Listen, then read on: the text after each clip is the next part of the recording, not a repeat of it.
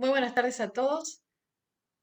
Damos inicio a la charla número 21 de TJC2, un ministerio que ora por la reconciliación de judíos y gentiles en el cuerpo del Mesías. Hoy tenemos como orador al presbítero Enrique Víquez-Baker, que es el rector de la parroquia ortodoxa de la localidad de Palermo, que se llama San Martín de Tours, Buenos Aires, Argentina. Sean todos bienvenidos. Y vamos a darle la palabra ahora al pastor Agustín, director nacional de la Visión TJC2 para Argentina y Cono Sur. Muchas gracias. Bienvenidos a esta nueva charla que tenemos de TJC2. ¿Qué es TJC2? Bueno, TJC2 es una sigla que es Toward Jerusalem Council 2, que es en inglés, en castellano es Hacia el Concilio de Jerusalén 2. ¿Por qué hacia el Concilio de Jerusalén 2? Bueno, si vamos al libro de los Hechos de los Apóstoles, en el capítulo 15, nos habla que hubo un gran debate allí, porque la iglesia hasta ese momento eran todos judíos, empezando por Jesús y sus apóstoles, y no había salido el cristianismo del marco del pueblo judío. Pero algunos discípulos habían ido a predicar a los gentiles, o sea, los no judíos, habían aceptado a Cristo, y esto había provocado una conmoción en la primer comunidad en Jerusalén. ¿Debían estos gentiles hacerse judíos para poder ser cristianos? Este era el gran debate. Gracias a Dios y al Espíritu Santo, iluminó a aquellos líderes y dijeron, no, ellos tienen que aceptar a Jesús, no tienen que aceptar todo el judaísmo, estamos en un nuevo tiempo, Dios los bendiga, que el mensaje de Jesús vaya sin toda, digamos, la tradición y las cosas del judaísmo. ¿Por qué? El cristianismo estaba lleno de otras culturas muy distintas, griegos, romanos, egipcios, fenicios, bueno, culturas muy distintas. Bien, esto abrió, como ustedes saben, un tremendo empuje al cristianismo, al punto que para el año 300 casi todo el imperio romano había escuchado el mensaje de Cristo. Bueno, pasaron los siglos y empezó a haber desgraciadamente un distanciamiento entre esa comunidad primera judeo-cristiana, judeo-mesiánica y los gentiles, al punto que la primera comunidad judeo-cristiana prácticamente fue desapareciendo, por supuesto muy afectada por el año 70, cuando Jerusalén fue destruida, y entonces esa comunidad perdió su centro, su lugar, y esto produjo un distanciamiento. Por otro lado, el Imperio Romano oficializó el cristianismo y quiso desatenderse del judaísmo, cortar las raíces con el judaísmo, y esto empezó a producir una grieta, como decimos en Argentina, una gran brecha entre judíos y cristianos, incluso entre judíos mesiánicos que creían en Jesús, pero ya empezó a hacerse una separación. Tristemente encima el cristianismo no solo se separó, sino llegó incluso a ejercer persecución sobre los judíos en las cruzadas, en la Inquisición, en los pogrom y finalmente en el Holocausto. Pero bueno, Dios no se olvidó de su pueblo judío y empezó a ver en principios del siglo XX judíos que comenzaron a aceptar a Jesús, a Yeshua. Ya empezó a haber en los años 50, 60 mucho más comunidades de judíos que aceptaban a Jesús, o sea, judíos mesiánicos, judíos que aceptaban a Jesús. Bueno, y entonces en una de estas comunidades en los Estados Unidos, un rabino mesiánico, Marty Waldman, recibió de parte de Dios una visión. La visión era que así como hubo un primer concilio donde los judíos abrieron el evangelio a los gentiles, tenía que haber un segundo concilio donde los gentiles abran el evangelio a los judíos sin que tengan que negar su identidad como judíos, porque históricamente cuando un judío se hacía cristiano, los cristianos le hacían decir, bueno, ahora no sos más judío, ahora sos cristiano, o sea, tenía que negar su identidad. Este segundo concilio, la iglesia cristiana, todas las iglesias de las distintas denominaciones tienen que honrar a sus hermanos judíos, que son los hermanos mayores. Se cumple la palabra de Romanos capítulo 11 de Pablo. Ellos son el tronco antiguo y nosotros las ramas injertadas, pero ambos formamos el árbol de la casa de Dios. Así que la visión TJC2 es una visión para este tiempo, una visión para ver lo que Dios está haciendo en el mundo, restaurando al pueblo judío al encuentro con el Mesías, pero a su vez reconciliándonos los judíos con los cristianos para formar, como dice en Efesios, un solo cuerpo, judíos y gentiles. Así que esto es muy breve. Si ustedes quieren más información, por supuesto hay un libro sobre esta visión, que María les puede enviar por PDF al que le interese saber más en profundidad. Pero bueno, por otro lado tenemos una buena noticia. Vamos a tener una conferencia virtual el sábado 12 de junio a las 10 horas de Argentina para realmente aprovechar y escuchar de primera mano esta visión. Así que les invitamos a todo el que quiera participar, conéctese con María o con la sigla de TJC2 Conosur por mail, pero tenemos una conferencia especial con el fundador de la visión, Marty Waldman, y con otros maestros de la palabra, así que les queremos invitar a todos a participar. Así que bueno, ahora, habiendo hecho esta introducción, nosotros cada 15 días tenemos un orador que puede ser de distintas iglesias, distintos hermanos con distinto aporte a esto que estamos haciendo. Y hoy nuestro hermano Enrique, que ya lo hemos escuchado otras veces, nos va a estar hablando justamente de esa primera comunidad que existía en Jerusalén y algunas características de esa comunidad. Así que ahora, sin más, pasamos a Enrique para que él nos guíe. Después que él hable, vamos a poder hacer preguntas. Así que no lo interrumpan, porque al final vamos a poder hacer preguntas con respecto al tema que él va a dar. Así que sin más, Enrique, ahora tu turno.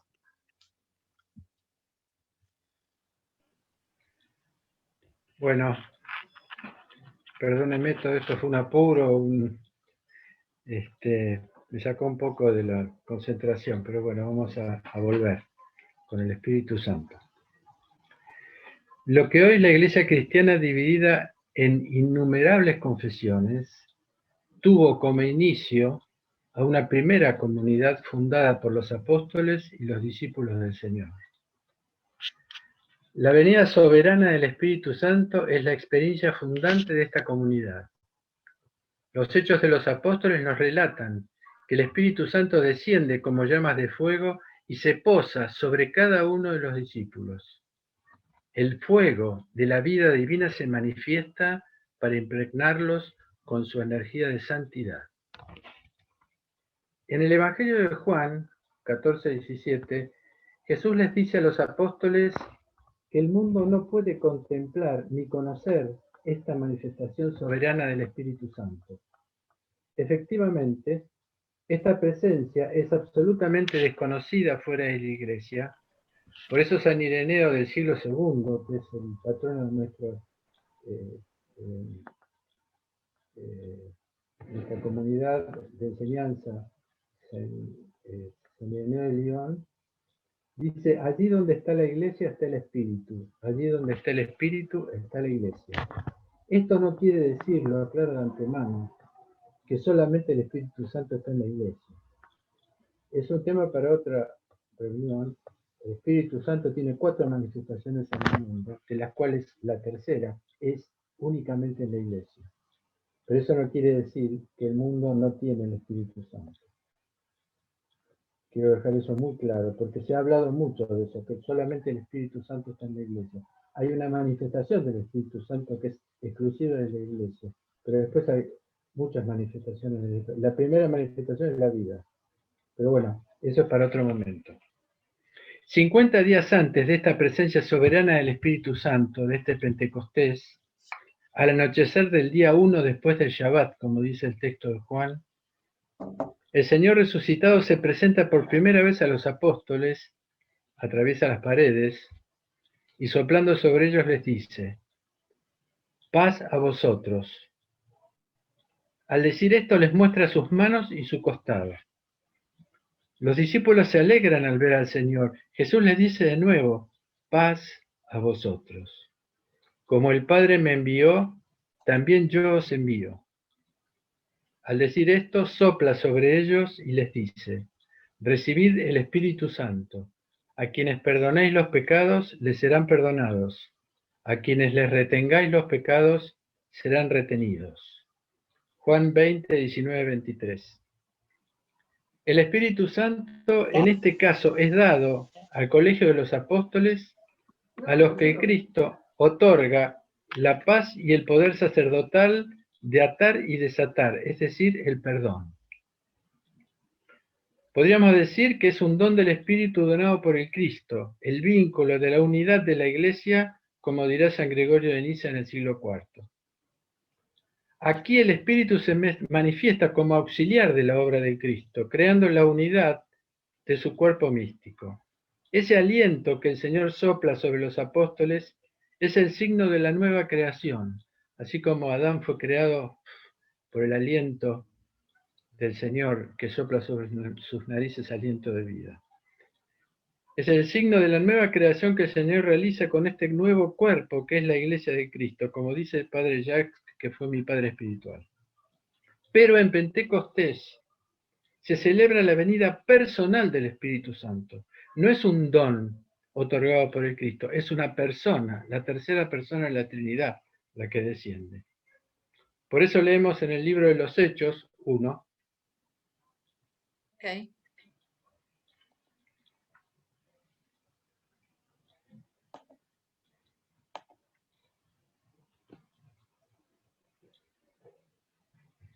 ¿Lo digo? Ahí estamos.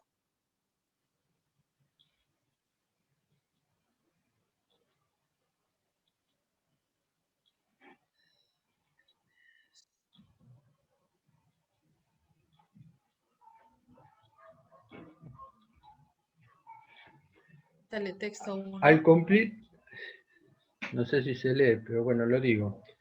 Al cumplirse los días de Pentecostés, los 50 días pascuales, estaban todos los discípulos en Jerusalén juntos en un mismo lugar. De pronto viene del cielo un ruido, como el de una ráfaga de viento impetuoso que llena toda la casa en donde están. Y se les aparecen unas lenguas de fuego que se reparten y se ponen sobre cada uno de ellos. Y todos son llenos del Espíritu Santo y empiezan a hablar otras lenguas según les da a expresarse el Espíritu. Residían para las fiestas en Jerusalén judíos fervientes de todas las naciones que están bajo el cielo. Al producirse aquel ruido, la gente se reúne y se llena de estupor porque cada uno oye hablar a los discípulos en su propia lengua. Todos están estupefactos y maravillados y dicen, ¿todos estos qué hablan? ¿No son galileos? ¿Cómo los oímos hablar a cada uno de nosotros en nuestra lengua materna? Se cumple la promesa del Señor anunciada en la última cena. Cuando venga el Paráclito viene del griego parakletos, que quiere decir intercesor, que yo os enviaré de parte de mi Padre, el Espíritu de verdad que procede del Padre, Él dará testimonio de mí. Y vosotros también daréis testimonio de mí, pues estáis conmigo desde el principio. Juan 15, 26, 27. A través de esta promesa del Señor sabemos que el Espíritu se manifiesta aquí como una persona de la Trinidad, independiente del Hijo en su origen personal, aunque enviado al mundo en nombre del Hijo. Por eso, en la fiesta litúrgica de Pentecostés cantamos 2. Lo voy a leer despacito, porque es un texto fuerte, un poco difícil. Proclamamos, es un canto al Espíritu Santo que hizo San Simón el Nuevo Teólogo, que es del siglo X. Proclamamos tu advenimiento, que no es una emanación natural de la divinidad, sino tu venida personal. Eso me lo mandó mi hermano. ¿Cómo? No te acuerdes más porque le mandé. Le di una Elena, yo le mandé 3 a la chica que tiene COVID. Por favor, si pueden cerrar el micrófono. Lo leo de vuelta. Por favor, Enrique. Proclamamos tu advenimiento, que no es la emanación natural de la divinidad, sino tu venida personal, soberanamente libre. Descendiste a nosotros para habitar en nosotros, para que toda carne te busque como el cumplimiento de su deseo, y buscándote siempre, te llame con lágrimas y gemidos. Ven, luz verdadera, ven, vida eterna, ven, misterio escondido, ven, tesoro sin nombre. Rico, ¿verdad? Ahora hacemos los sandwichitos, pero de queso holandés. Julieta, por favor, ¿podés mutear ese micrófono? Ven, tesoro sin nombre, ven inefable, ven persona inconocible, ven gozo incesante, ven luz sin ocaso, esperanza que quiere salvar todo. Los hechos relatan que todos estaban juntos en un mismo lugar, lo que nos indica que el don del Espíritu Santo se derrama como un don de unidad, de unión, juntos en un mismo lugar. El Espíritu hace que todos, por numerosos que sean, no formen más que un solo cuerpo de Cristo. El descenso del Espíritu en Pentecostés aniquila el efecto de la Torre de Babel. Como dice un himno de la fiesta de Pentecostés, cuando el Todopoderoso descendió y confundió las lenguas, dividió las naciones, pero cuando distribuyó las lenguas de fuego, llamó a todas a la unidad. Por eso, con una sola voz, glorificamos al Espíritu Santo. Entonces el Espíritu aporta unidad y comprensión mutua, ya que permite a todos hablar con una sola voz. Pero además hemos oído y se les aparecen unas lenguas de fuego que se reparten y se ponen sobre cada uno de ellos. Es decir, que las llamas se posan sobre cada uno de los discípulos, es decir, que también se manifiesta como un don de diversidad, no solamente de unidad, porque estando en ese mismo lugar, que es la comunidad, cada uno está de manera diferente, según sus posibilidades, lo que nos demuestra que no se eliminan las diferencias, sino que estas diferencias dejan de ser causa de separación. Pero estar juntos en un mismo lugar es mucho más que un lugar material. Es estar en el lugar del doble encuentro, el encuentro con el Señor y el encuentro entre los miembros de la comunidad. Como ahora. Nos hacemos encontradizos, como dice un monje, y lo único que nos hace encontradizos son las Escrituras, la palabra de Dios, que es para todos y al mismo tiempo es un camino de asimilación que cada uno debe transitar personalmente. Es decir, que la llama de Pentecostés expande la conciencia individual hacia la conciencia de la comunión. El yo no queda encerrado en un autoconocimiento, sino que se abre a la correspondencia, hacia la participación, se encuentra con el acuerdo. Esta es la primera enseñanza que recibimos, que la presencia del Espíritu Santo permanece en las diferencias de las personas, en distintos senderos que recorren orientados hacia el único camino que es el Cristo mismo. El Cristo nos une en su palabra, en su voluntad, y el Espíritu Santo la diversifica en las vocaciones personales. Y desde este lugar único de la comunidad, lugar que aquellos que buscan a Dios dejándose encontrar, en esta primera comunidad cristiana todos perseveran, como nos indica el texto 3.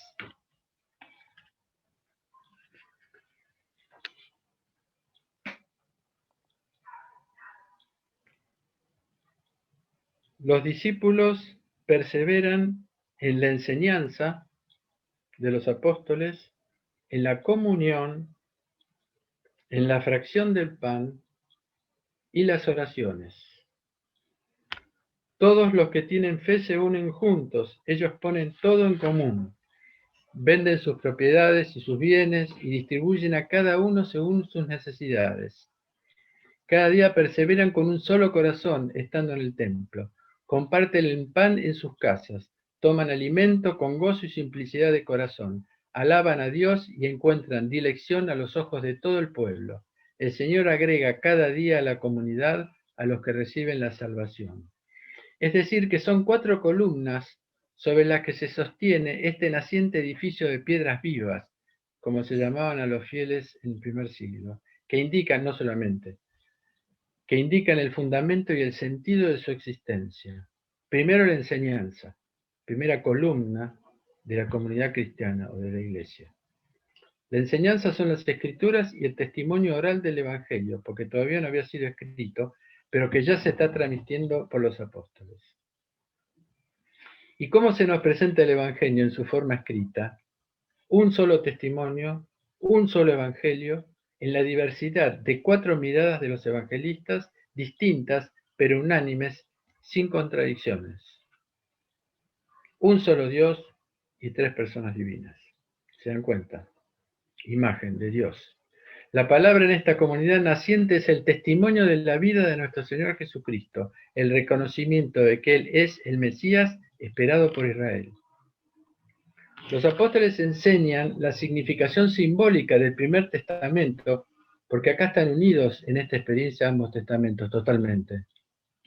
Esta iglesia que se inicia en Pentecostés, es la iglesia de todo el mundo, que empieza por los cristianos en comunión con los judíos y continuará con todo el mundo. Lo dice el texto. Todo el mundo estaba presente en ese momento. Yo no puedo alargar mucho esto, por eso se puede hablar de cada lugar que nombra, que tienen distintos nombres los lugares que son hoy, Turquía, bueno, montones de lugares. Los apóstoles enseñan la significación simbólica del primer testamento que anuncian mediante el procedimiento de lo que se llama la tipología, que esto fue enseñado por el Señor en el encuentro con los discípulos de Maús, descubriendo en los personajes y los acontecimientos bíblicos los tipos, es decir, los anuncios, las figuras del Cristo encarnado, anunciado por los profetas y por los patriarcas. Anunciaban también la buena nueva de la resurrección. Es decir, este modo que se llama tipología une absolutamente el Primero y el Segundo Testamento. Porque el Primer Testamento anuncia y el Segundo Testamento es la encarnación de esta anuncio. En muchas otras cosas también. Nos dicen los hechos, y los apóstoles daban testimonio de la resurrección de Jesús con gran poder y gozaban todos de gran simpatía. Daban testimonio de la resurrección. Hoy las iglesias no hablan de la resurrección. Y ese es nuestro destino. Nuestro destino es la resurrección. Está escrito en la primera página de la Biblia. Haremos su nombre a nuestra imagen y para nuestra semejanza. Nuestra semejanza, la semejanza con Dios. Eso es la resurrección. La comunión, que es la segunda gran columna, es la comunidad. Los cristianos viven en comunidad. Pero esta comunidad no es un espacio geográfico que todos comparten, ya que el texto nos habla de sus casas. Es decir, que este nuevo camino es una comunión interior de todos en esta nueva manera de vivir. Nos dice el texto 4.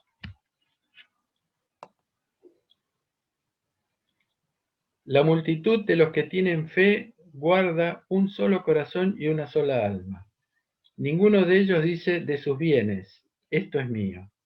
Pero todo lo que es suyo está en común. Con gran pujanza, los apóstoles dan testimonio de la resurrección del Señor Jesús. Una gran dilección está sobre todos ellos. Ninguno padecía necesidad, porque todos los que poseían campos o casas las vendían y ponían el dinero a los pies de los apóstoles. Estos daban a cada uno según sus necesidades. Acá también se nos muestra que el cristianismo tiene también su propia política y su propia economía. Y esta es la economía que ofrece y la propia política que ofrece. En la comunidad cristiana naciente hay una verdadera vida en común, sin fracturas en el pensar o en el sentir. Se disipan las diferencias entre judíos y gentiles, entre ricos y pobres.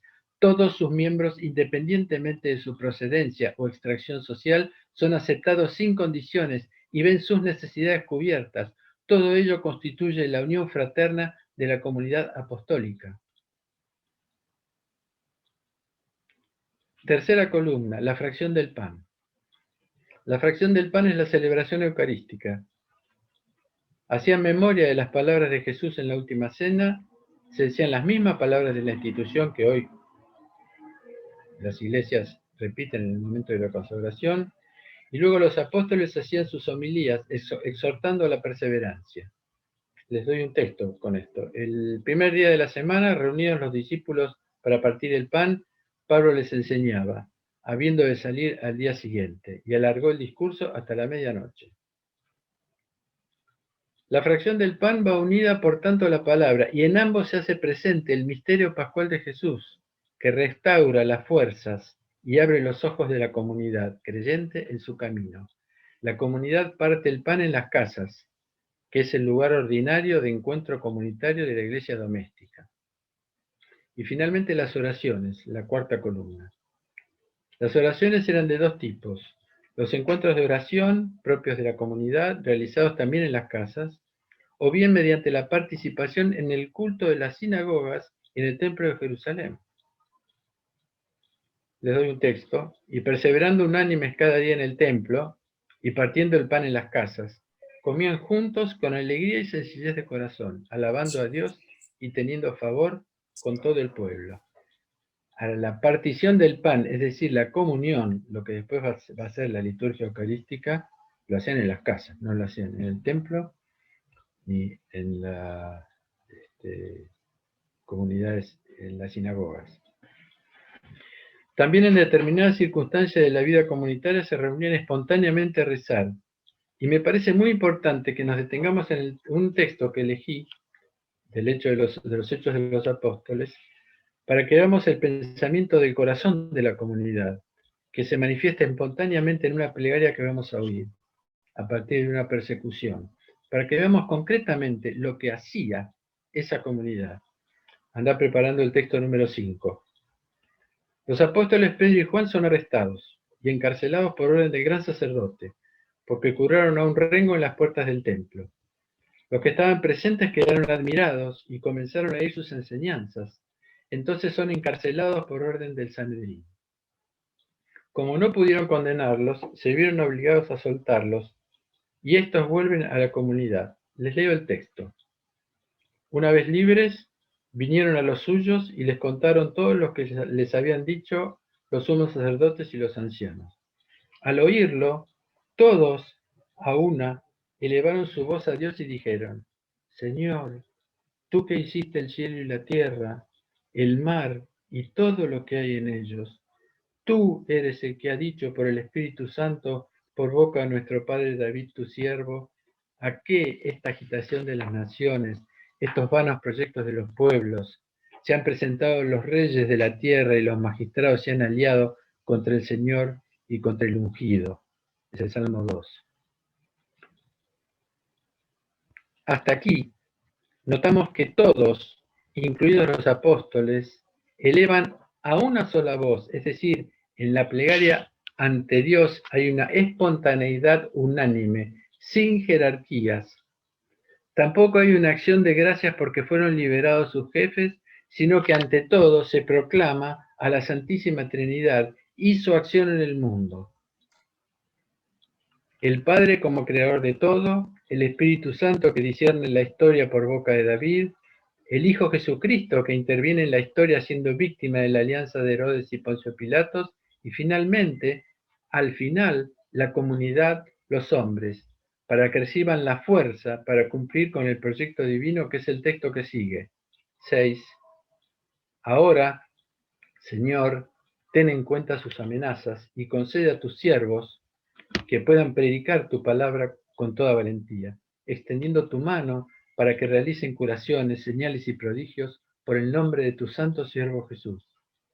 Acabada su oración, retembló el lugar donde estaban reunidos y todos quedaron llenos del Espíritu Santo y predicaban la palabra de Dios con valentía. Vemos que en los orígenes la comunidad cristiana discierne espontáneamente, en presencia del Espíritu Santo, primero a Dios luego a su obra y finalmente la acción humana en el cumplimiento de su designio. Esa entrega total de los miembros de la comunidad a Dios, sin tenerse en cuenta, no recibe la consolación de los hombres.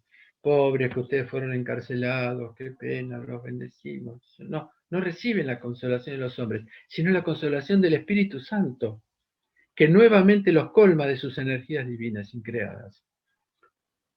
¿Por qué quedaron llenos del Espíritu Santo?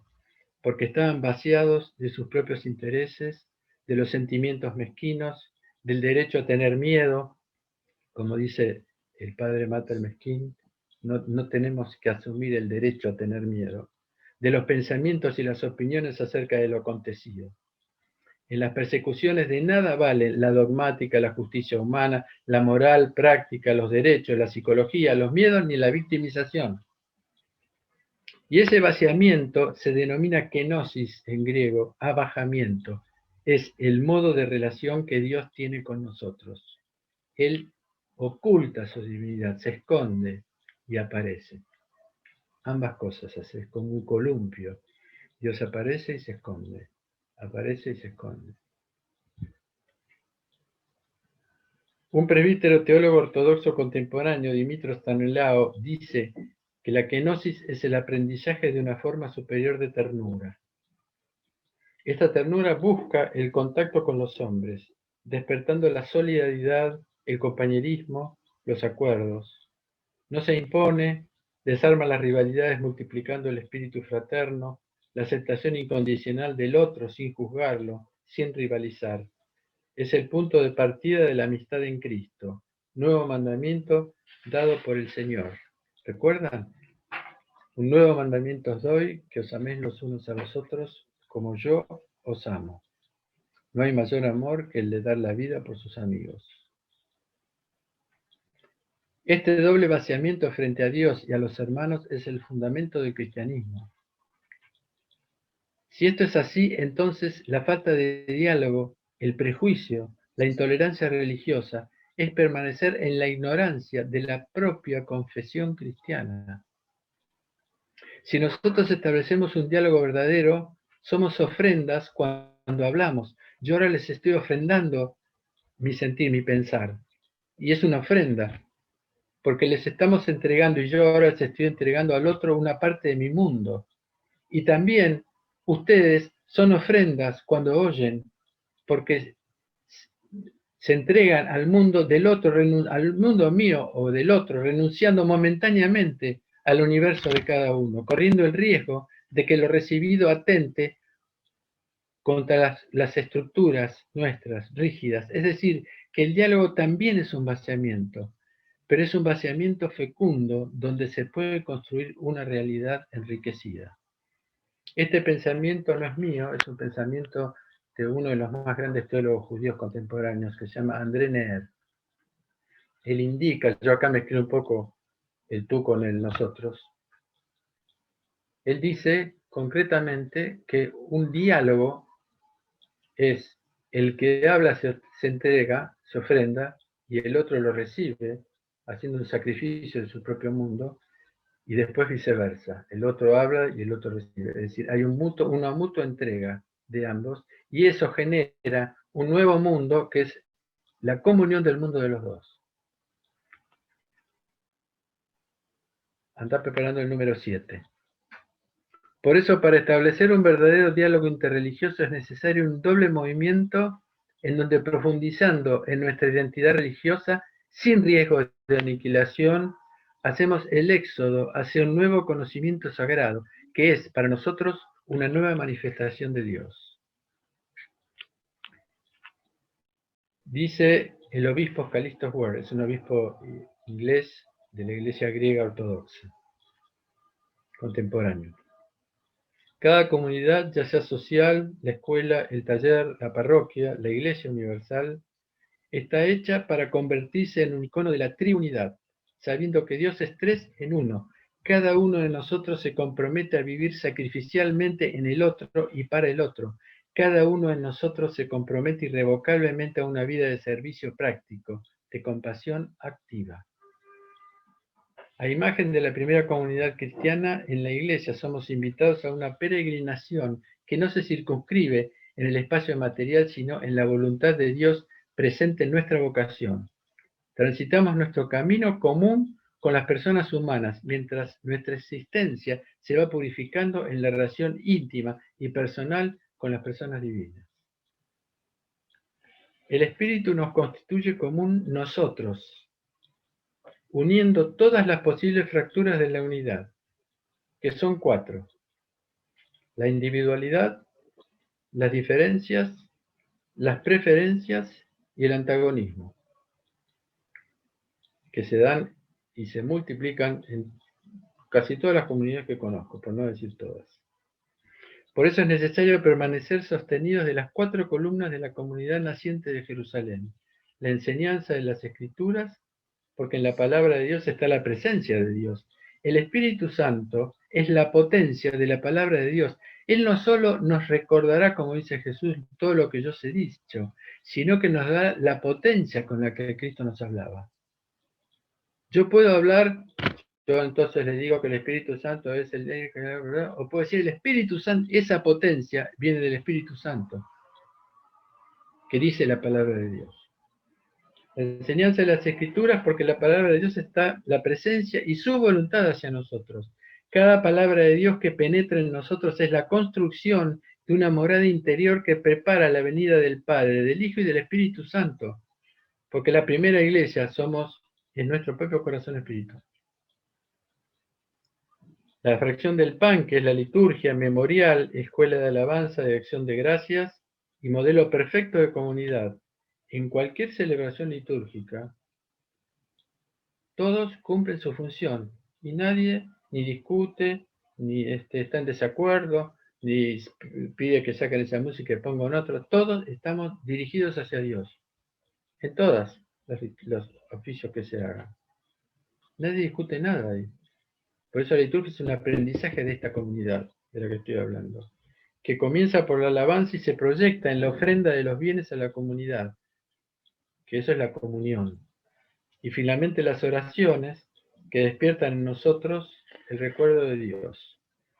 Dice Nicolás Cavasilas, teólogo bizantino, siglo XIV, tiene una actualidad impresionante.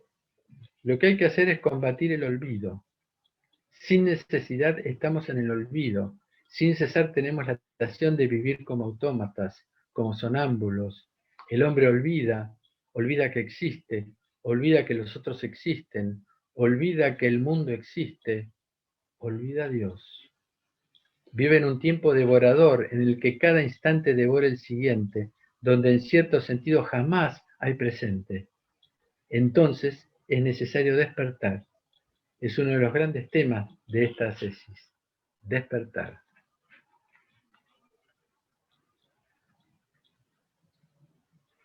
Sin embargo, recordemos que el punto inicial de este camino luminoso es la cruz, que es la kenosis en todo su esplendor. ¿Y cuál es la cruz que cada uno debe portar en este camino de resurrección? La cruz debe comenzar por nosotros mismos. La unidad y la armonía interior. La unidad entre lo que pienso, lo que digo y lo que hago. Nuestra comunidad interior, cuerpo, alma y espíritu, también deben permanecer juntos en un mismo lugar. Y eso es una cruz para nuestra voluntad. La kenosis es el camino de un cierto sufrimiento, ya que estamos demasiado apegados a nosotros mismos. Nuestra vida es muchas veces como un catecismo de ideas y costumbres que repetimos indefinidamente para vivir sin sobresaltos. Por eso el sufrimiento que experimentamos como un desgarro tiene un sentido y no es inútil, como ocurre la mayoría de las veces con los sufrimientos. Nosotros nos la pasamos a base padeciendo sufrimientos inútiles. El dolor no es una desgracia, si tiene sentido. Puede ser la posibilidad de un fortalecimiento interior. Crucificamos gran parte de nuestro yo exterior y egoísta, que está de moda la palabra ego, que no puede amar sin réditos ni preferencias, que mantiene alejado el misterio del amor gratuito de Dios. Desalojar nuestro yo distraído de los demás para darle lugar a un nuevo pensamiento y una nueva acción que brota de un nuevo corazón, que es el corazón del Cristo, nuestro Señor. Dice Dimitro Stanislav, que nombré antes. 9. Donde falta el Espíritu Santo no puede haber comunidad perfecta. Donde a causa de la falta de amor entre los presentes y los ausentes falta el Espíritu Santo, faltará también el amor perfecto entre tú y yo, que estamos presentes. En tal situación, los hombres han de sufrir la plaga de la soledad, solo momentáneamente interrumpida por instantes de parcial comunidad desconfiada.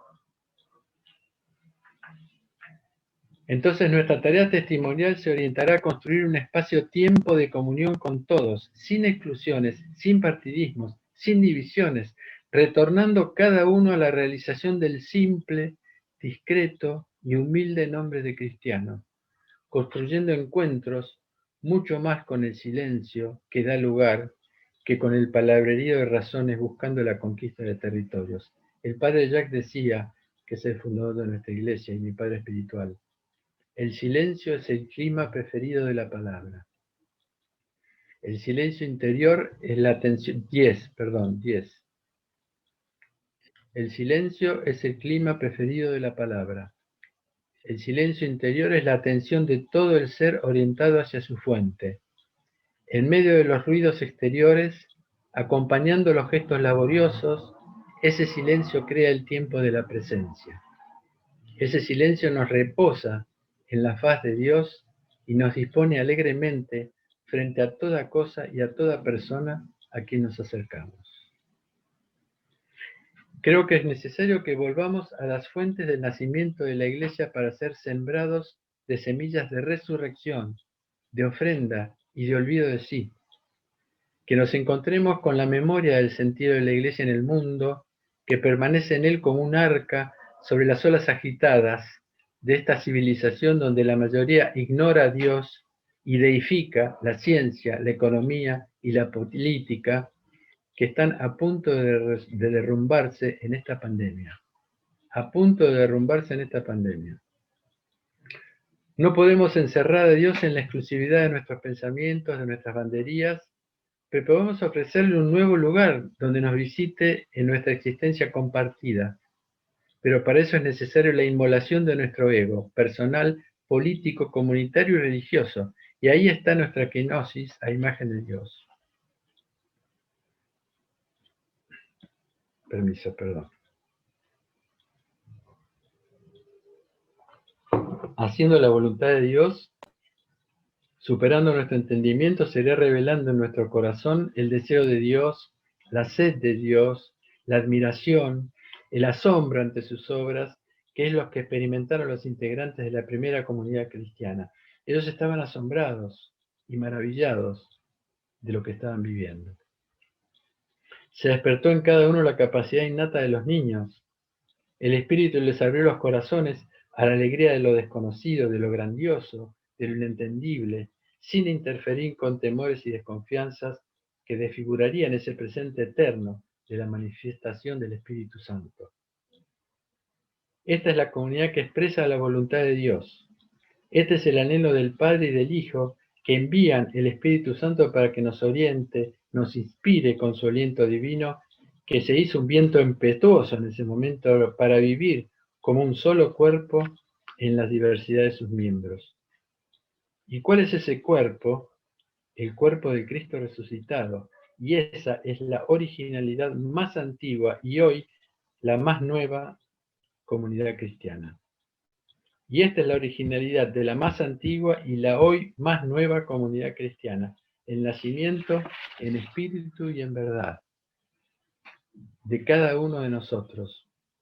Porque el espíritu de la verdad os conducirá a la verdad plena, como dijo Jesús. ¿Y cuál es la verdad plena? La verdad del mundo, la verdad de la iglesia, la verdad de los otros, la verdad de esta pandemia. ¿A dónde nos conduce esta pandemia? y además la verdad de cada uno de nosotros.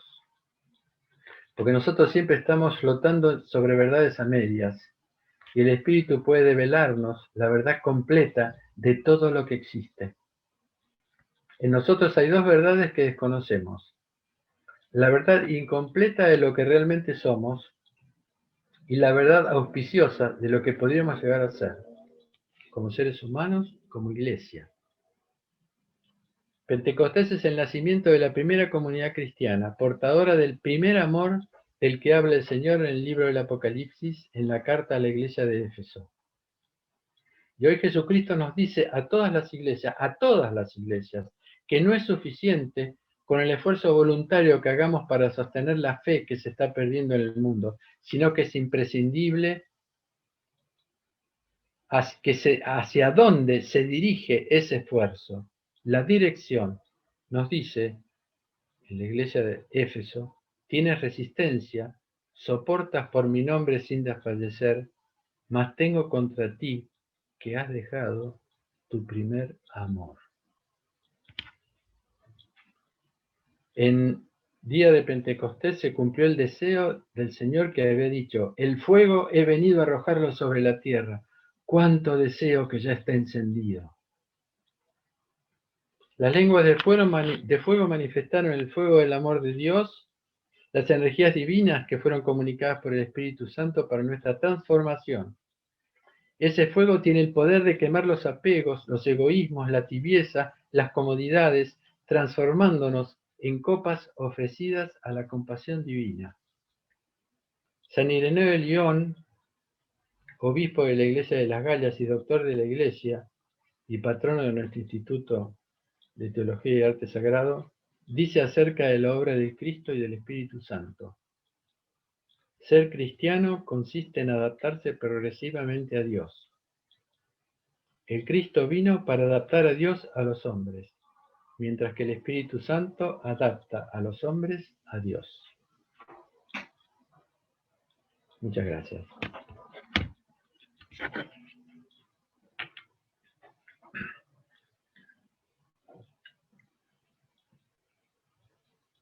Muchas gracias, Enrique. El pastor Agustín va a estar moderando esta parte. Excelente la exposición. Pastor Agustín, tenés que abrir el micrófono. Ahí. Bueno, si hay alguien con alguna pregunta que quiera hacerle a Enrique con respecto a lo que él habló, esta primer comunidad cristiana, si quieren hacer alguna pregunta, estamos abiertos para poder contestar lo que a ustedes les parezca. O si quieren aportar algo a lo que él dijo, quizás enriquecer el tema. Ustedes saben que somos una conferencia en ese sentido abierta y siempre hay personas que pueden aportar algo más y estamos siempre abiertos a esa posibilidad. Así que tengan a bien compartir o preguntar lo que ustedes quieran.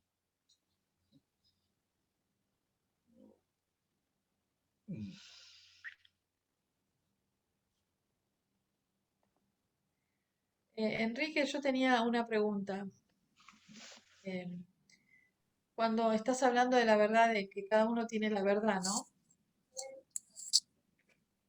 Como la mirada, la perspectiva. Me sonaba que cuando el Señor dice, en la palabra dice, porque cada uno le es revelado en parte.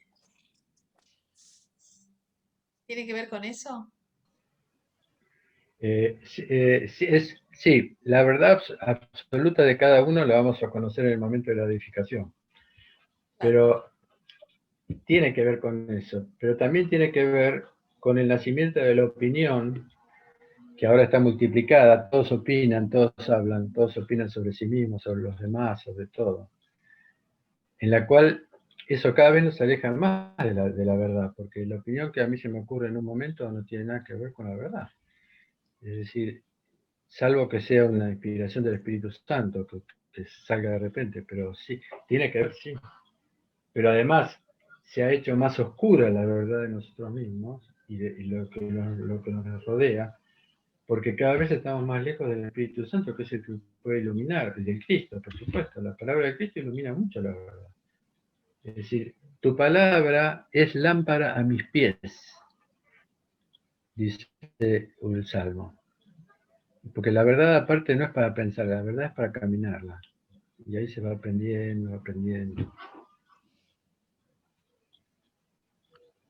Gracias. Muy bueno, la verdad para caminarla, en acción. Señora. Bien. ¿Por qué, Enrique, a los cristianos o a la iglesia le cuesta tanto entender al Espíritu Santo como persona? ¿Por qué nos cuesta tanto eso, no? Es un tema complejo. Bueno, voy a tratar de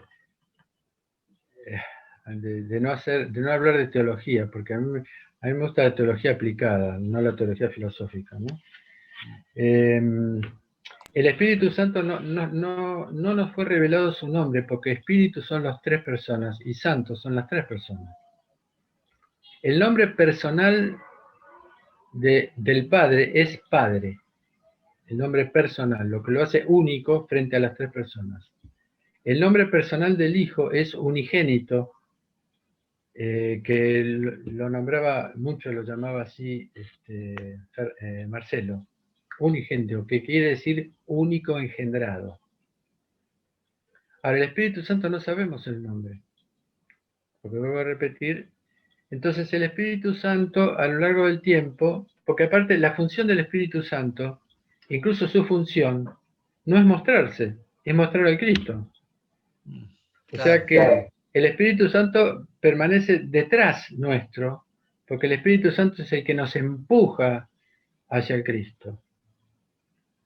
Entonces, como función del Espíritu Santo, no sabemos su nombre que indicaría su función. El Padre es fuente de todo, hasta de la divinidad. El Hijo es camino. El Espíritu Santo es realización, santificación. Pero el Espíritu Santo no conocemos su nombre, vamos a conocer su nombre el día de la deificación. Ahí vamos a conocer su nombre. Entonces, como no se conoce su nombre, no ha hablado el Espíritu Santo, sino que habla una sola vez, creo, en los Hechos de los Apóstoles, pero no habla, no se identifica. Se lo identificó como que es el amor entre el Padre y el Hijo, digamos. Pero si es el amor, es algo, no es alguien. Que es como persona. Ahora, ¿cuál es la tarea del Espíritu Santo? La santificación. Por eso, ¿qué es estar salvado? ¿Cuándo yo estoy salvado?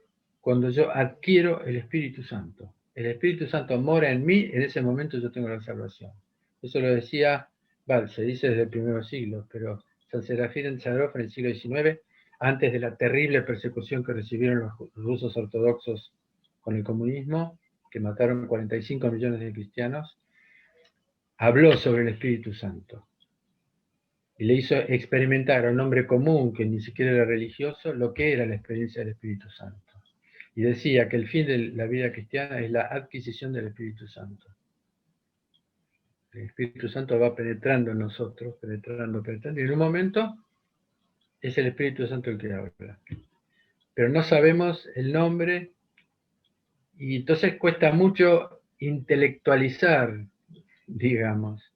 Entonces se lo conoce por sus obras al Espíritu Santo, que es un poco lo que yo traté de describir, que es lo que hizo esa presencia en la primera comunidad cristiana.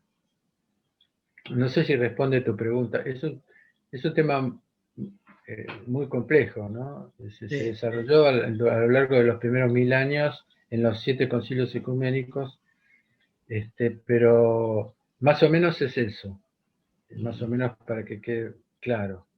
Está bien.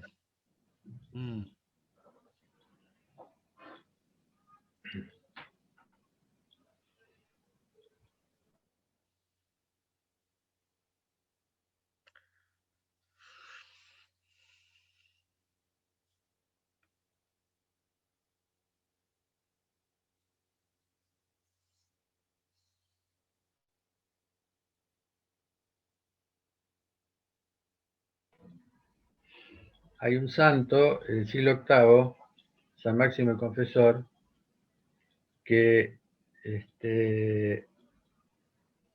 describe 4 manifestaciones distintas del Espíritu Santo. No sé si es mucho, estoy hablando demasiado. No, no, dale, dale. La primera manifestación del Espíritu Santo es la vida. Todo es, se mueve, existe por obra del Espíritu Santo. El Salmo 104 dice, retiras tu espíritu y todo vuelve a su polvo. ¿Mm? La vida es la manifestación del Espíritu Santo, de todo, de las plantas, de los minerales, de todo. En todo lugar donde hay vida está la presencia del Espíritu Santo. La segunda manifestación del Espíritu Santo es las ciencias, el arte, toda la manifestación humana. Las ciencias, el arte, las relaciones. Esa es la segunda manifestación del Espíritu Santo. Sobre todo en la ciencia, en las religiones.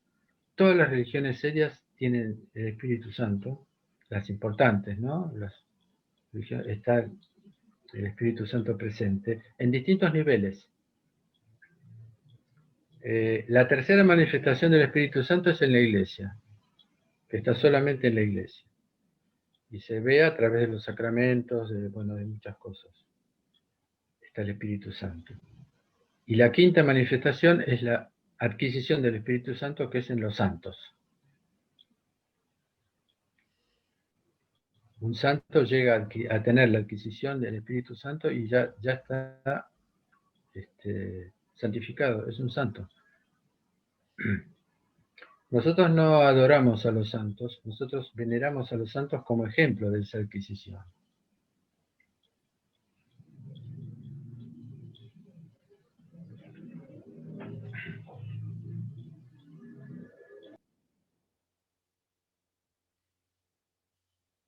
Es decir, que Enrique, cuando ustedes hablan de los santos, hablan de personas que son modelos o ejemplo a seguir en la expresión ortodoxa de la fe. Absolutamente. Además pueden ser padres espirituales, porque ahora yo me río porque mucha gente dice que no hay padres espirituales, y yo les digo que no hay hijos espirituales. O sea, están las dos cosas que no hay. La paternidad espiritual es un tema muy complejo, porque, por ejemplo, un padre espiritual en los primeros siglos decía, si yo te mando al desierto a plantar un paraguas y que lo riegues todos los días, vos vas y plantás el paraguas. Es muy difícil encontrar esa obediencia de un padre espiritual, ¿no es cierto? Pero los santos son padres espirituales. Por ejemplo, mi padre espiritual es Matel Mezquín, por todo lo que hizo, que es ni siquiera, todavía no ha sido santificado, pero es como que él representa mi camino de alguna manera. Entonces yo lo busco, leo, rezo con él, y me va manifestando distintas cosas. Si quieren, un día les cuento la vida de este hombre, que es una maravilla, que fue un monje. O sea que también los vemos como padres espirituales a través de su vida. Y de repente encontramos que nuestro camino está por ahí, por ese monje. Muchas veces los santos actúan como padres espirituales en distintas épocas, distintos santos, porque cada santo es absolutamente único. Ha alcanzado su nombre, ese nombre único que tiene cada uno, Dios tiene guardado en cada uno un nombre único, que es esa piedrita blanca del Apocalipsis, que Dios dice, te daré esa piedrita blanca que tiene tu nombre. Ese nombre único se alcanza en la santidad, porque el nombre es la realización única que tiene cada uno en la vida espiritual, en la vida completa, no solamente espiritual. Y ese santo ha encontrado su nombre, que nunca lo revelan, te aviso, porque eso es una cosa íntima entre Dios y él, ¿no? Si puedo seguir opinando, no, sino expresando el sentir, estoy siguiendo lo que dice Enrique como mentor espiritual, que uno puede seguir aun cuando esa persona dejó una huella, pero no está presente, no es contemporáneo, pero dejó una huella que yo puedo seguir. Por ejemplo, muchos, he escuchado judíos mesiánicos que siguen a Pablo, al apóstol Pablo, como su mentor, y se identifican completamente. por una cuestión de afinidad y de sentir un llamado a seguir ese camino, ¿no? Otros siguen otros mentores, profetas y demás. Y respecto, Enrique tenía esta pregunta, el concepto de santo, que sería, desde el judaísmo el concepto de santo es apartado, ¿no? Como Dios le dice a su pueblo, vosotros me sois pueblo santo, sacerdocio, real sacerdocio, como apartado, ¿verdad? Como consagrado. El ejemplo de santo en el Primer Testamento es el justo. Ajá. Era un hombre justo. Cuando dice de eso, ese es el santo, el justo, porque es el que se ajusta a Dios. La justicia en la revelación judío-cristiana no es el cumplimiento de una ley, es ajustarse a Dios. Después se tomó como una especie de ley que hay que cumplir y qué sé yo. No, el santo judío es el justo. Esa es la palabra exacta para definir al santo, porque hay santos judíos muchísimos. Sí, incluso, Enrique, Sí, Gracias, Enrique. incluso vos sabés que en las afueras de Jerusalén hay un jardín que se llama el Jardín de los Justos. Y ahí hay un árbol por cada persona que salvó un judío durante el Holocausto. tal cual. ¿No? Sí, Se sí, llama el Jardín de los Justos, ¿no? Y hay exactamente. un árbol y una placa recordando a una persona que salvó un judío. Ahí está Schindler y otros más, ¿no? Que salvaron judíos. Entonces le ponen un árbol y dice, ese es el Jardín de los Justos. Exactamente. El justo también es el que hace lo justo que vino a hacer. Cada uno viene con un pensamiento divino, con un plan de Dios que debe cumplir. Y el nombre de alguna manera era la significación, ahora se pone cualquier nombre, pero el nombre en la antigüedad tenía una significación. Jesús quiere decir el Señor salva, Dios salva, por ejemplo. Juan quiere decir el Señor da gracias.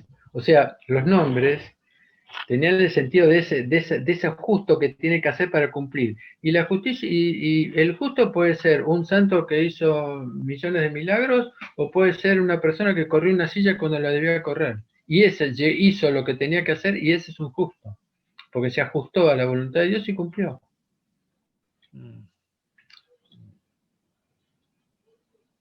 O sea, Enrique, que cada uno tiene un plan que tiene que Sí, cumplir. exactamente. Ajá. Y hay que descubrir ese plan, ¿no? Sí, señor. Hay que Muchas veces buscarlo.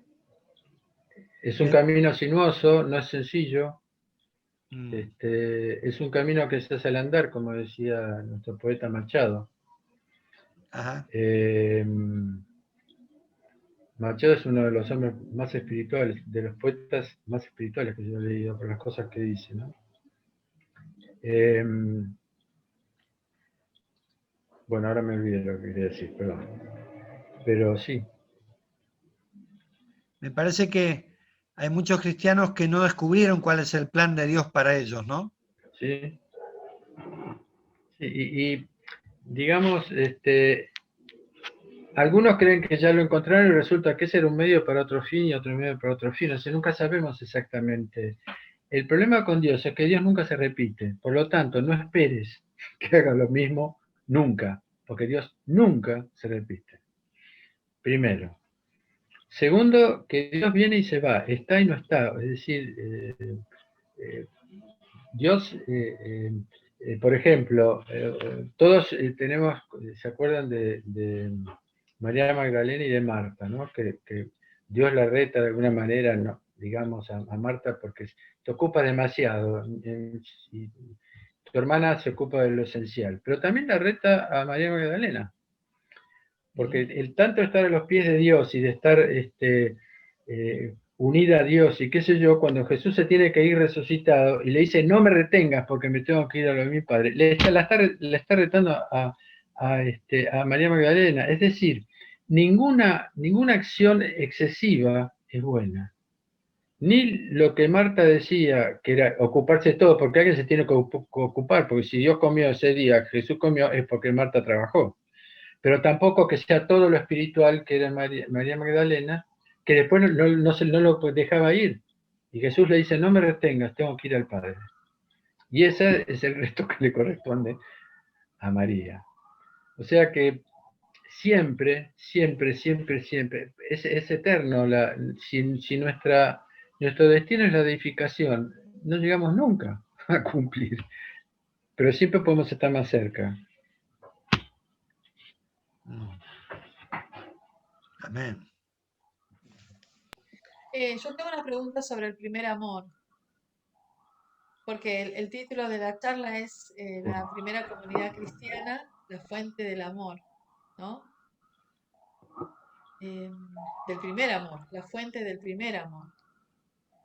¿Y qué es lo que hace que el primer amor empiece a enfriarse o a diluirse o parece que va cambiando? O sea, ¿el primer amor es un amor que debe permanecer constante en esa calidad o es como en las relaciones?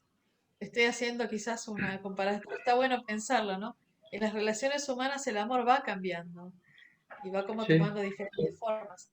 ¿Y cómo ves vos el primer amor en la relación con Dios? ¿O se manifiesta a través de los hermanos? ¿O es una relación totalmente vertical? No, no, para Para nada. que elabores, lo pongo para que elabores de tus conocimientos. La presencia de Dios y sobre todo la presencia del Espíritu Santo es absolutamente dinámica. El Espíritu Santo transmite dinamismo, se ve como un viento impetuoso desciende sobre...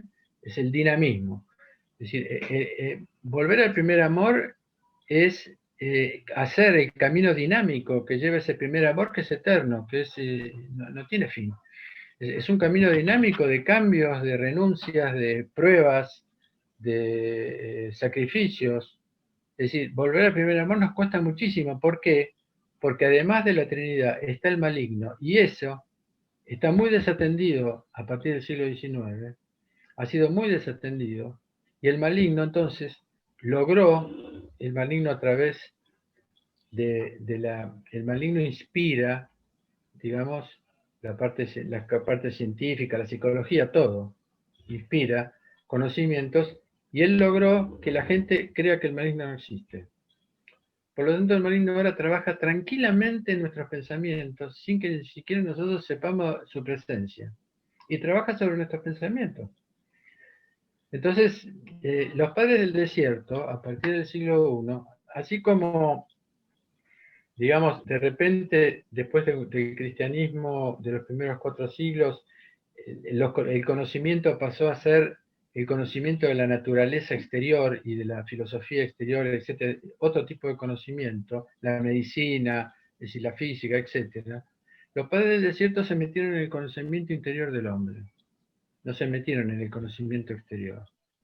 Entonces ellos tienen una psicología espiritual que se llama la Filocalia, que son 5 tomos, donde hablan de todos los manejos que hace el maligno con el ser humano, y cómo lo engaña y lo va llevando a lugares donde cree que está bien, como hizo con Adán y Eva, ¿no es cierto? Y se está perdiendo la persona.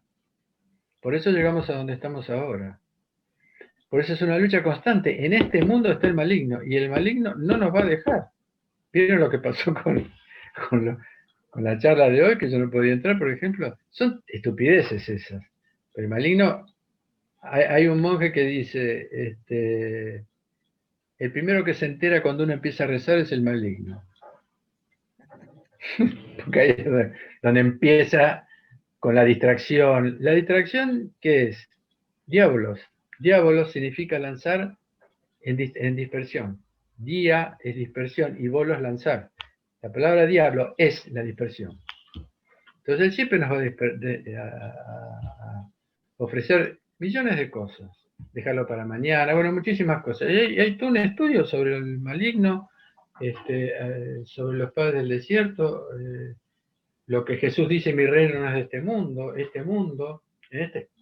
este mundo está el príncipe de este mundo, que es el maligno, por eso es una lucha. Es un trabajo tremendo. Y esa es la cruz. La cruz no es lo mismo de Cristo. La cruz es crucificar nuestro propio yo. ¿Qué hace el hombre? Hace lo contrario. Se perdona a sí mismo y condena a los demás. Ujú. Ese es el tema. ¿Y cómo afecta el primer amor en lo que es la comunidad, el sentido de comunidad? Que en el tiempo de mega iglesias o de diferentes énfasis se ve afectado. Siempre hemos hablado con el pastor Agustín de lo que es comunidad, ¿no? Sí. Eh, ¿Qué es Eh, una comunidad? ¿Y qué es el primer amor en la comunidad? y bueno, hay que ver cada comunidad, ¿no? Pero el primer amor es la unidad, es decir, un poco lo que vimos hoy, es la unidad en la diversidad. Es decir, que estamos todos juntos. Es decir, hay dos grandes leyes, ¿no? La unión y el discernimiento. La unión sin confusión. Mi padre espiritual decía, no separar lo que Dios une, no confundir lo que Dios distingue. Y la comunidad tiene dos absolutos. Tiene el absoluto individual de cada persona de la comunidad y el absoluto colectivo de todas las personas. Y hay que hacer un balance entre ambos, entre ambas absolutos, porque nosotros somos absolutamente individuales y absolutamente comunitarios. Entonces hay que trabajar en esos niveles, el trabajo que no es solamente el trabajo del presbítero es pero es un trabajo que deben hacer todos. Todos. ¿Vieron la primera comunidad? Que los apóstoles no rezaban en un ambón, ellos y después la comunidad. Todos juntos, a Dios. Entonces, el primer trabajo que hay que hacer en la comunidad es el servicio. El servicio. Es aprender la gratuidad y el servicio. Es decir, digamos, el servicio en todos los niveles, en la enseñanza, en las cuatro columnas de la iglesia, ¿no? La enseñanza, la liturgia, la comunidad y las oraciones, la plegaria personal. Entonces hay una plegaria personal para el trabajo sobre sí mismo, hay una plegaria comunitaria para el trabajo de la comunión. Ahora, ¿qué pasa? Por ejemplo, yo estuve en el oficio de tu iglesia, María, y yo veía perfectamente, cuando se hace el oficio, nadie está pensando individualmente, nadie se le ocurre hacer otra cosa, nadie se pone a cantar otra cosa, es decir, eso que se logra en la liturgia, donde todos atienden y se dirigen únicamente a Dios, ¿por qué no seguir haciéndolo fuera de la liturgia? Para mí el camino es este, Interesante. ¿no es cierto? Nosotros Sí. en la iglesia nuestra, hay una jerarquía en la iglesia, ¿no? Nosotros en nuestra iglesia tenemos distintas funciones, tenemos un coro, estoy yo, están los diáconos, está todo. Nadie cuestiona lo que hay que hacer. Y para eso fue hecha la liturgia. La liturgia fue hecha para eso. Fue hecha para que aprendamos la comunidad en un acto corporal y concreto, que es la alabanza. Dirigir todo a Dios.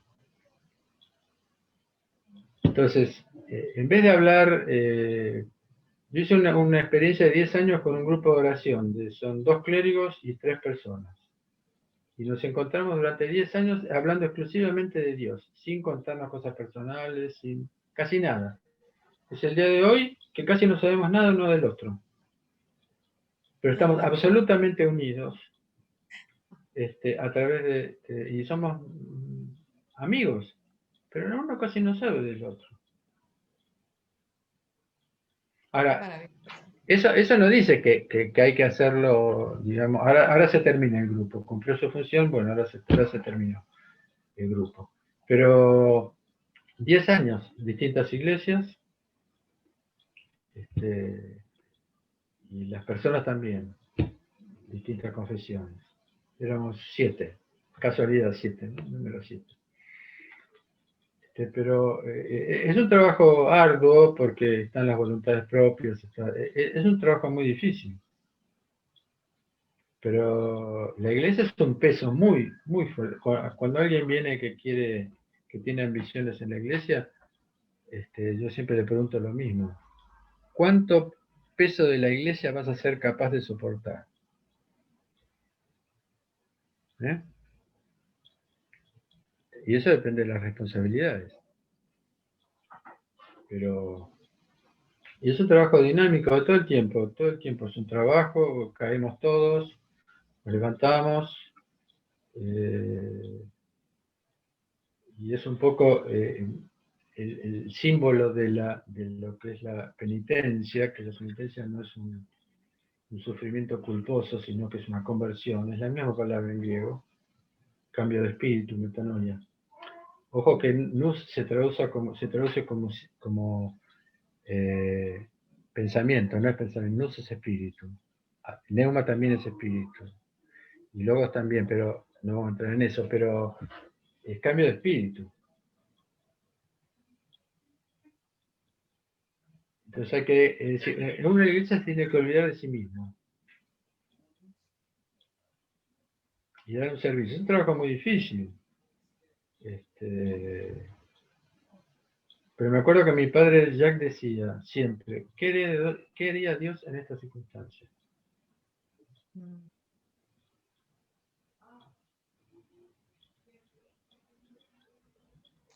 Qué hermoso. Qué hermoso es el tema Sí, de la comunidad y el primer amor. sí.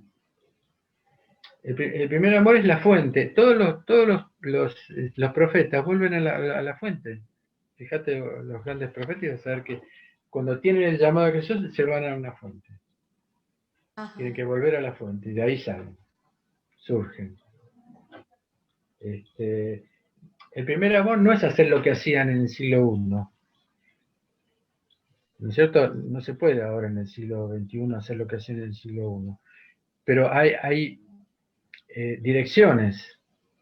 ¿Cuál es la dirección? Primero Dios. La primera que hacían, primero Dios, después la obra de Dios. Todos tienen que enfocarse en eso. Primero la Santísima Trinidad. Segundo, la obra de la Santísima Trinidad. Conocer la obra de la Santísima Trinidad. Y después la comunidad. Todos estamos imbuidos en problemas psicológicos, en que este está mal porque le pasa esto, que entonces el otro... Y ojo, yo soy psicólogo, ¿no? Viví de eso bastante tiempo. Pero porque como yo no cobro nada en la iglesia, yo tenía que vivir de algo. Pero la psicología sirve, pero no es el espíritu, no es tampoco el camino del espíritu, la psiquis. Uno puede, digamos, hacer unos avances, pero el espíritu es otra cosa. Entonces, ¿qué sería el primer amor en el siglo XXI? ¿Qué sería el Dios, primer amor? ¿Cómo? las, Dios. Sí, sí, sí, claro. Dios. Porque Jesús reclama, porque me han dejado el primer amor. Tengo contra ustedes que han dejado el primer amor. Exactamente. La iglesia de Éfeso, Sí, lo dije recién. sí, sí. Has hecho esto otro, todo, pero todo eso sin la dirección hacia Dios es mucho más complejo el camino. Es un poco lo que pasó con Adán y Eva. Dios le propone a Adán y Eva lo que los padres dicen, la santa evolución. Si Adán y Eva obedecían a Dios, se llegaba a la edificación a corto plazo. El maligno impide con la desobediencia y el hombre empieza lo que dice el profeta, creo que es Ezequiel, el largo camino de las naciones, que es el que estamos viviendo. El largo camino de las naciones. Toda la política, los reyes, los gobiernos, el comunismo, y en estos momentos hay una crisis, porque el comunismo no sirvió, lo demuestra que se cayó el comunismo en Rusia, sobre todo, no pudieron contra la iglesia, mataron 45 millones de cristianos, yo estuve en Rusia, y se levantaron todas las iglesias, y en un año 6.000 iglesias se levantaron de cuando cayó el comunismo.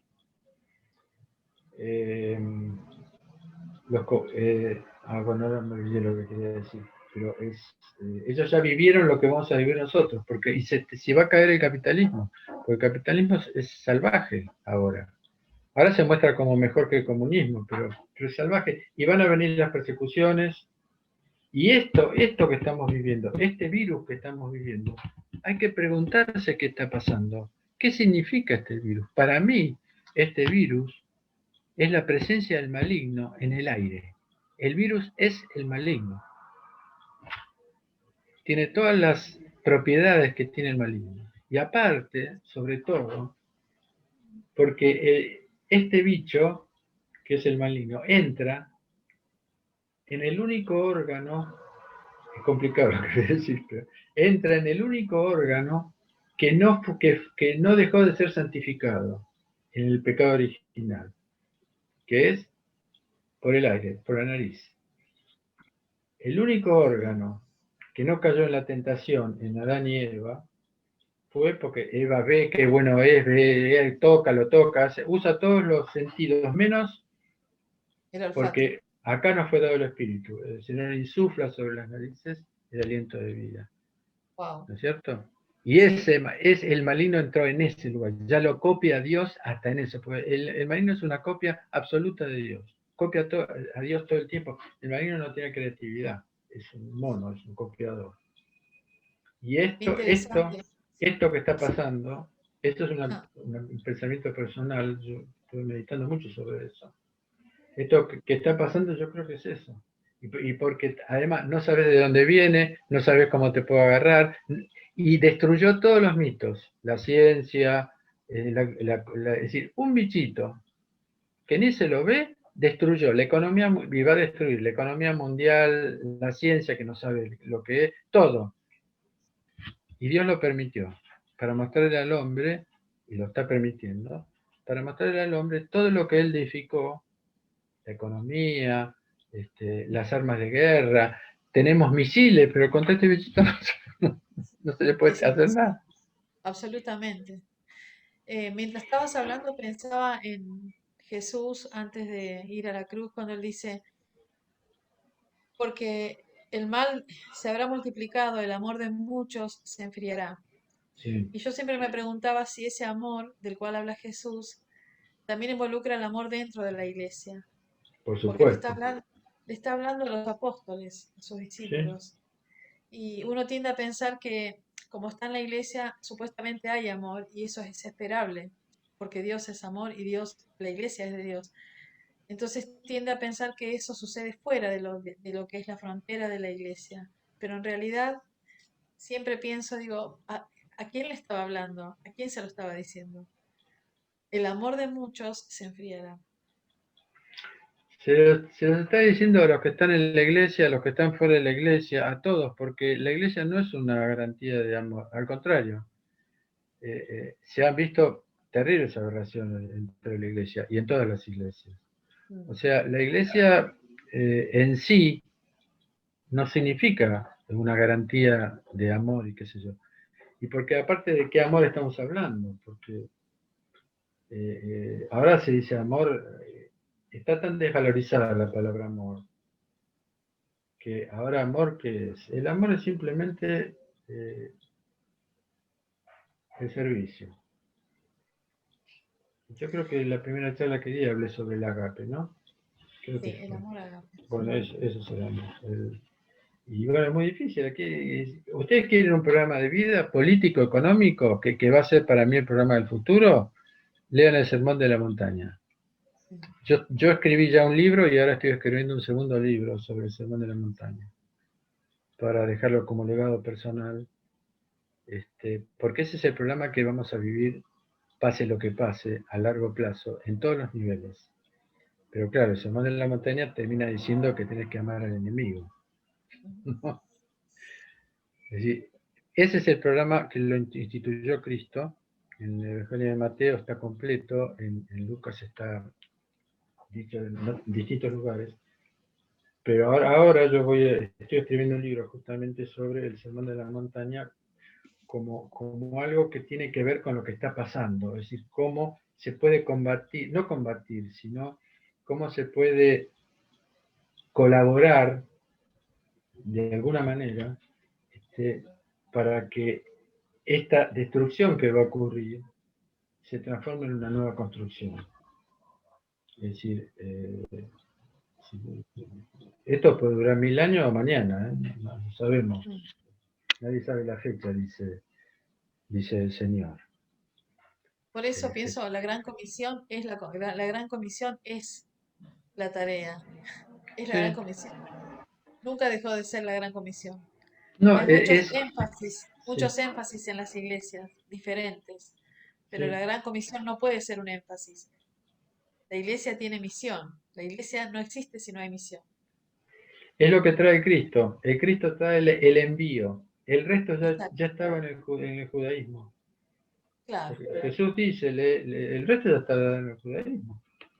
Pero lo nuevo que trae Jesús, él dice en dos evangelios, dice, yo os envío, id y haced discípulos a las naciones, bautizarlos en el nombre del Padre, del Hijo y del Espíritu Santo. Yo os envío, el envío es pero no de cualquier manera, ese es el tema. El tema es no de cualquier manera, porque no es un voluntarismo. Exactamente. Es un llamado y es un Es un envío y es un llamado, por eso hay que estar, por eso yo hablo del silencio, porque hay que estar, un padre de la iglesia decía que Dios habla tan bajito que hay que hacer silencio absoluto si no se lo escucha. Qué bueno, Enrique, todo lo que estamos compartiendo. No sé, el pastor Agustín tiene algún Bueno, la gente comentario. está agotada, pobre gente. Sí, bueno, yo creo que en algún momento sería bueno tener una charla presencial, una charla abierta presencial con estos sentires y comentarios y también caminos de vida, porque creo que los que están a cargo de congregaciones comparten desde su propia experiencia cómo Dios trató sus vidas para llevar adelante una congregación. Eh, Absolutamente, sí, sería buenísimo. Sería, bueno, Dios mediante podamos hacerlo, Sí, tener yo un con tiempo de muchísimo gusto. compartir con todo el protocolo, ¿verdad? Sí, sí, sí. Por supuesto, yo no tengo ningún inconveniente. Yo creo que es imprescindible. Es decir, Absolutamente. si los verdaderos cristianos, los verdaderos cristianos, en fin, si los cristianos, eh, así como el maligno se une y se unen todos los que siguen al maligno para lograr algo, para obtener algo, Jesús dice, los hijos de las tinieblas son más eficientes que los hijos de la luz. Es decir, si no nos sentamos y vemos, por eso yo estudié psicología, estudié teoría de la comunicación, hay muchas iglesias ahora, por ejemplo, que aprendieron la teoría de la comunicación y hasta pueden lograr milagros, porque los milagros se consiguen por medio de ciertas cosas, no me sale ahora la palabra, es decir, los gestos, es decir, se ha aprendido muchísimo a través de las técnicas y de la ciencia. Y nosotros le decimos que recen el Padre Nuestro. Es decir, es Exacto. muy difícil, tenemos que ser eficaces, no solamente, pero tampoco enganchados totalmente en el psiquismo, en la psicología, en las técnicas. Entonces, es un camino muy difícil. El camino del hombre, el hombre es terrible porque vive en dos opuestos. Vive en la eternidad es decir, un hombre puede ser una bestia inteligente o estar edificado. Un hombre sin espíritu es una bestia inteligente. Con espíritu Wow, puede ser edificado. wow, sí. Wow, Enrique, tenemos mucho para compartir. Sí, Bueno, quizás sería bueno ir cerrando ahora sí, y sí. la verdad que, pero cerrando porque es un tema multicapa, como diría una amiga, que tiene muchas capas y quizás sería bueno alguna arista de las que hoy salieron, el tema de el espíritu, la persona del Espíritu Santo, cuestiones que salen como ligadas y también cómo es esa obra del espíritu en el siglo XXI, ¿verdad? El primer amor en el siglo XXI. Muy interesante. Todos los textos que has compartido son textos muy profundos, que tienen que ver con el despertar, con el silencio, con el escuchar a Dios, que es totalmente contracultural respecto de lo que vemos todos los días aún dentro de una congregación que está muy ocupada, afanada, tratando de hacer la obra, ¿no? Y por ahí nos Exacto. podemos olvidar del dueño de la obra y Exactamente. quien guía la obra, ¿no? El Espíritu Sí, Santo. Así que bueno, sí. vamos a invitar al pastor Agustín que haga una oración de cierre Sí, cómo no. y te damos muchas gracias, Enrique, como siempre. Traes una perspectiva renovadora, diferente para nosotros que tenemos otros énfasis. Bueno, yo les Bueno, agradezco a ustedes la atención. Se vaciaron para atender, por eso les agradezco el vaciamiento de ustedes. amén. Bueno, Bueno, vamos a orar entonces. Señor, te damos gracias por esta charla que nos dio Enrique. Como siempre nos ha enriquecido, Señor, aprender más. Seguimos caminando, compartiendo. Pedimos, Señor, que tú nos estés guiando en todo esto que estamos escuchando, en todo esto que estemos aprendiendo. Señor, que saber que el Espíritu Santo es una persona tan importante dentro de la Trinidad. El Espíritu Santo se manifestó en Pentecostés y que el Espíritu Santo sigue manifestándose hoy día. Te damos gracias, Señor, por esta charla y que sigas inquietándonos con estas charlas y desafiándonos en el nombre poderoso de Jesús. Amén.